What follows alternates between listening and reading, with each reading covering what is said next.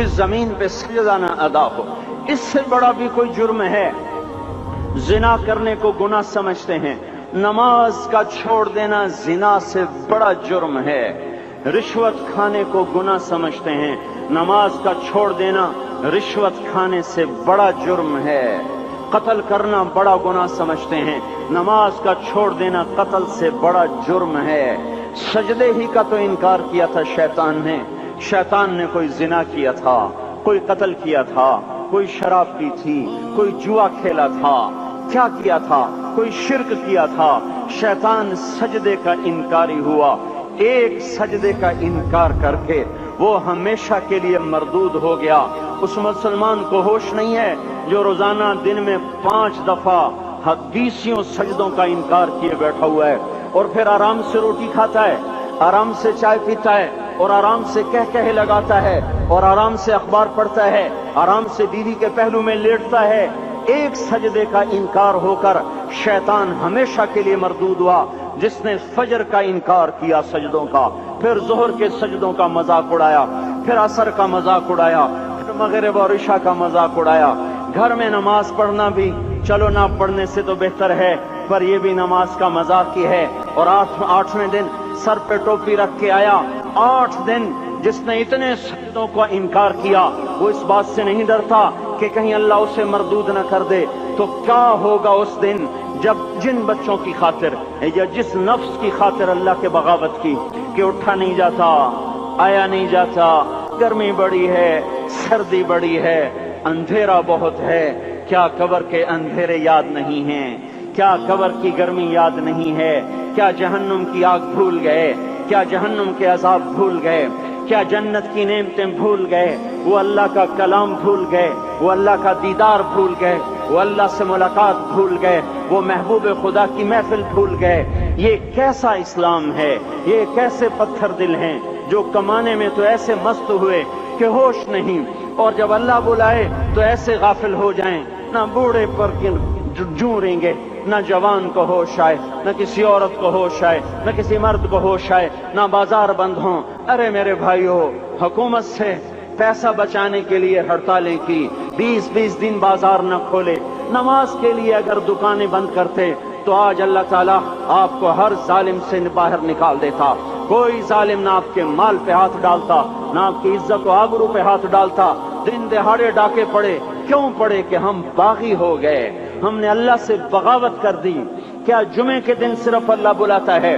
یہ جمعے میں اتنے کیوں آتے ہیں اور باقی دنوں میں کیوں نہیں آتے؟ یہ کیسی وفا ہے؟ اور ایسا وفاؤں والا اللہ کہ زمین بولے اے اللہ اجازت دے میں گلستان کالونی کو نگل جاؤں، سمندر بولیں مولا اجازت دے ہم چڑھ جائیں، فرشتے بولیں اے اللہ اجازت دے ہم انہیں ہلاک کر دیں، اور جس کے سجدے کا انکار ہوا پڑا، جس کا 8 بازاروں میں جس کی شریعت کا مذاق اڑایا جا رہا، وہ جس کوئی غیرت خود جوش میں آ رہی کہ یہ میرے بنے ہوئے گندے پانی کے بنے ہوئے نطفے سے بنے ہوئے میری غذا کھا کر، میرا رزق کھا کر، میری ہواؤں سے زندہ، میرے پانیوں سے زندہ، میری روٹی سے زندہ، میرے دیے ہوئے گوشت سے زندہ، میرے دیے ہوئے نظام سے زندہ، یہ میرے ہی منکر بن گئے۔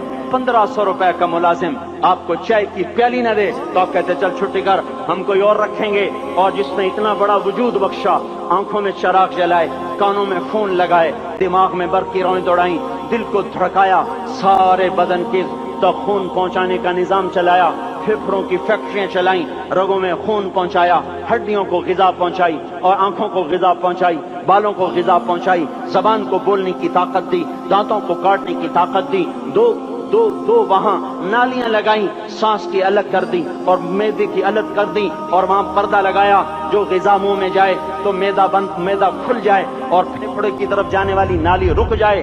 جو اللہ اتنی حفاظت کرے کہ آپ کا لقمہ آپ کے معدے میں جائے، وہ 2 ہی تو یوں ساتھ ہیں بالکل یوں ایک ساتھ، اور وہ اللہ اتنی طاقت والا کہ سانس کی نالی بند کرے اور معدے کی نالی کا منہ کھولے اور غذا کو منہ میں سے گزار کر وہ معدے میں پہنچائے، پھر ایک زبردست طاقتور نظام چلائے، اس کو توڑ کے آنتوں میں پہنچائے، پھر کروڑوں قسم کی فیکٹریوں کو حرکت دے اور اس میں سے خون کو کھینچے، غذاؤں کو کھینچے، پھیپھڑے کو غذا، خون کو غذا، خون خود غذا لے کے چل رہا، آنتوں کو غذا، دماغ کو غذا، ہڈیوں کو غذا، ناخن کو غذا۔ ایک ناخن کھینچ لے تو ہم کیا کریں؟ کیا میرے مولا کا نظام ہے؟ یہ ہمارا قبرستان ہے، مردہ سیل باہر نکل رہے اور ناخن کی شکل میں باہر آ رہے، پھر آگے جا کے اور سخت ہو رہے، تھوڑا سا ناخن زیادہ کٹ گیا، سارا دن سی سی کرتا ہے، سارا دن ہائے ہائے کرتا ہے۔ یہی ناخن میرا رب کھینچ لے تو ہم تو ایک ناخن کا شکر ادا نہیں کر سکتے۔ یہ جوڑ بنا دیے، سیدھا کر دے تو ہم اسی کا شکر ادا نہیں کر سکتے۔ میرے بھائیوں، یہ سب کچھ کر کے پھر ہم اللہ کے باغی ہو جائیں، ہے کوئی عقل میں آنے والی بات؟ ہے کوئی سوچ بچار کی بات کہ 1500 صرف دیے اور اس نے چائے کی پیالی نہ دی تو نکال دیا، اس نے گاہک کو ڈیل نہیں کیا تو نکال دیا، اور یہ وجود کہاں سے خرید کے لائے؟ یہ زمین کس نے بچھا کے دی؟ والارض وضعها للانام، اے میرے بندو میں نے ہی تو تمہیں بنا کے دی۔ فاکہۃ، دیکھو میں نے تمہارے لیے پھل نکالا،